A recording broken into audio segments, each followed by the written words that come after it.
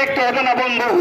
তার সমস্ত দায়ীকে মুখ্যমন্ত্রী বড় বড় উকিল দিলেন, বিভিন্ন ভাবে উকিল বুক চলছে।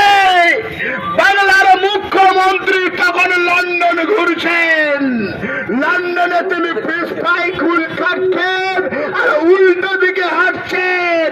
মুখে বলছেন এগিয়ে বাংলা, উনি বলছেন ডবল ডবল চাকরি হবে, ডবল ডবল শিক্ষা হবে, আবহাব হবে, কর্মতীর্থ হবে, 1.5 কোটি বেকার যুবকের কর্ম হবে। কিন্তু আমরা দেখছি বন্ধু, আজকে উল্টো দিকে মমতা ব্যানার্জি হেঁটেছেন, 26,000 যুবক চাকরি গেছে।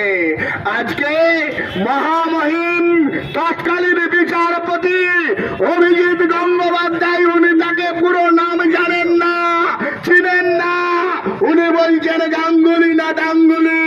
তা সে গাঙ্গুলি হোক বা ডাঙ্গুলি হোক পিসিমণি, আপনি দেখুন উনি যে রায় দিয়েছিলেন সে রায়টা মিথ্যা ছিল না।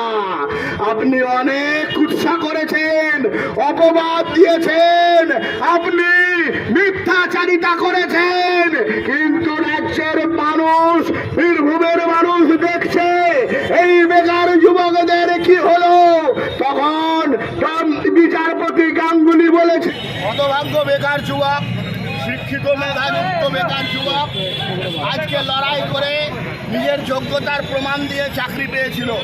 কিন্তু মমতা ব্যানার্জির সরকার, তৃণমূলের সরকার, এই সরকার আজকে নিজেদের পকেট পূরণের জন্য, দলীয় ফান্ড তৈরি করার জন্য 5-6 হাজার মানুষের কাছে লক্ষ লক্ষ কোটি কোটি টাকা নিয়ে 78 কোটি টাকা ফান্ড বানিয়েছিল, দলীয় তহবিল বানিয়েছিল। কিন্তু ভোকা বেকার যুবকের আজকে স্বপ্ন ভেঙে গেল, বেকার যুবকের ভবিষ্যৎ ভেঙে গেল।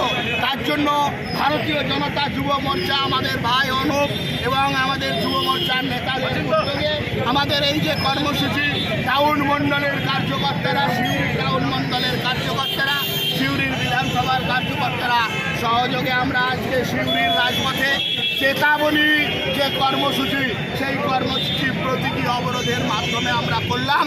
আমাদের দফা 1, দাবি 1, মমতার পদত্যাগ, চোর মমতাকে জেলে দিতে হবে, ফাঁকি সূত্র জেলে পুরাতে হবে, তাহলে আন্দোলন চলবে এবং বৃহত্তর দীর্ঘতর আন্দোলন দিন দিন বাড়বে।